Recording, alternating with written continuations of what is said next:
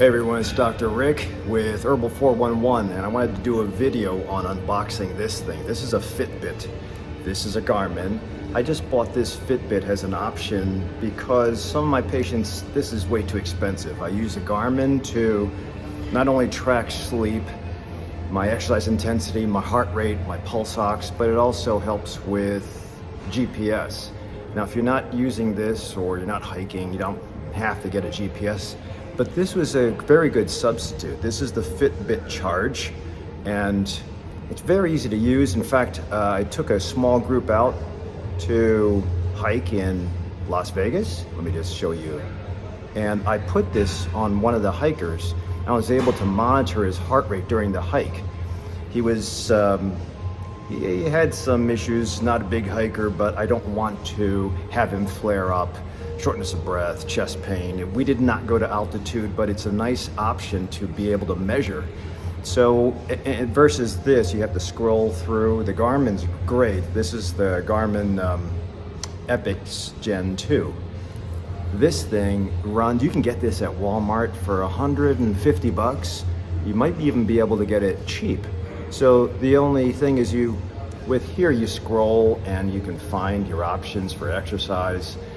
Here you have to tap and then you kind of scroll down and you figure out your options. This does measure your sleep stages as well, which is, if you don't know how to measure sleep stages or figure out if you're getting effective sleep, I think it's important to have a wearable device, but to spend gobs of money, this was used. Or if you have an Apple, that's also expensive. And honestly, I have a comparison. I'll show you. I did a sleep evaluation. This has been on some blogs that I follow. This has been compared to a true sleep study, and it was pretty decent. Apple was decent too, but the problem with Apple is that the battery runs out unless you have that fancy one, and that's really expensive. Now, you don't have to get this, but if we're just talking about easy measure, following your heart rate when you exercise, maybe getting a little bit of record, and I'll put the links on how the app for the Fitbit works. It's really cool. You actually don't have to do this if you don't want to. You can actually just track your exercise and your sleep and then use your Fitbit app to calculate in the end your pulse ox, your VO2 max. I think there's actually a VO2 max, and if you don't know what that means, don't worry about it. But for the beginner, I think it's important to at least have some measure that you can keep accountability with. If you exercise and you just keep a log, that's fine. If you exercise and just feel, okay, that's shortness of breath and that's enough for me, that's called perceived exertion, I think that's entry level. You want to have a stepwise approach to getting bigger, stronger, faster with more endurance. Now, if you don't want to take down all the journaling, then this is a nice option, because all you have to do is look on your phone, track the months or the weeks that you have been exercising and see if there's progression. One of the things with adaptation or adaptive exercises are, if you do the same thing all the time, it might not serve you in the long run, because your body will adapt to be efficient. And that's why I always say you always have to mix up your nutrition plans, you always have to mix up your exercise routines. I know a lot of people don't like resistance exercise, or they haven't been trained in resistance exercise, especially if they were not athletes in younger years. But it is important to step into that uncomfortable zone, because let's just face it, cardio is great. Running, cycling, that all lowers blood pressure, helps with calm.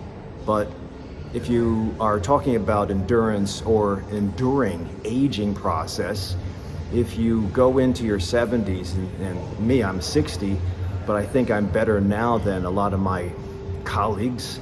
If you go into your later ages with less muscle mass, you're asking for trouble. I'm not asking anybody to be a big bodybuilder, but I think we should develop a little bit more muscle. Number one, it keeps you independent. It helps with, number two, it helps with osteoporosis. Number three, it also helps with regards to glucose partitioning and LDL lowering, cholesterol lowering. There's that win-win. Not only that, it makes you feel good when you exercise. So there's different exercises for everybody. You don't have to just do that stuff in the gym, but I think it is important to consider it. And if you're not sure what to do, come see me. I'll put the link down below for getting a consult with me, or you look for a personal trainer. I think personal trainers are great.